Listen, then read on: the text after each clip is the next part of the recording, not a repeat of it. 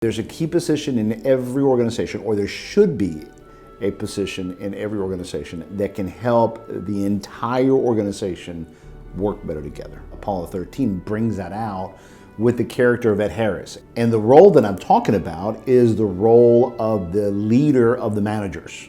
In some companies, it's called the COO. In some companies, it's the director of operations. Well, unfortunately, we're not landing on the moon, are we?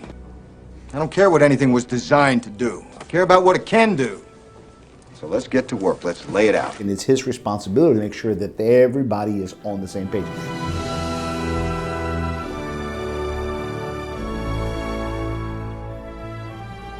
It should be the executive team talking and organizing with this organizer, and the organizer is the one that organizes everybody and helps everybody succeed. You know, so it's the chain of command goes through. Why? Because he's the organizer, because he's the calmer.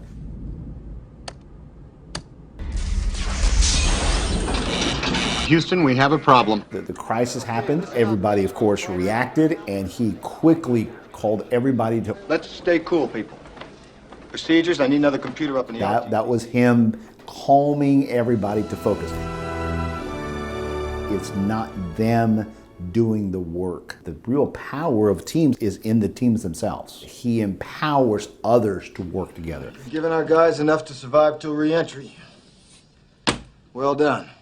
That's the magic of this person. He has full confidence and trust in every individual unit, but it's his responsibility to make sure that the units are working together. Gene, I'm wondering what the Grumman guys think about this. That's the position that most companies don't want to invest in, because they look at it as, oh, it just costs money. All you're doing is adding management. But a good director of operations, he empowers the problem solvers to solve the problems, and the executives can get out of all that. And they know how to stand in that gap. And then you pass into the lunar sunrise.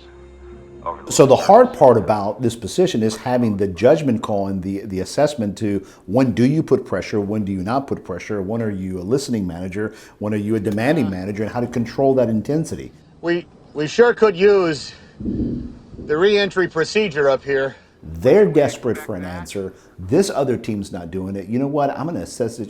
You know what? Yes, guys, I'm going to put the pressure on you because I'm listening to these guys. I want the procedures. So you see, it's being able to just hold the teams accountable to deliver what needs to be delivered for the sake of the client. At that particular point, those three astronauts were the client. That position is the hero behind the heroes. If you're small, train your branch manager how to do that. Every organization, doesn't matter how big or how small, needs that position to help them get to the next level and bring everybody home.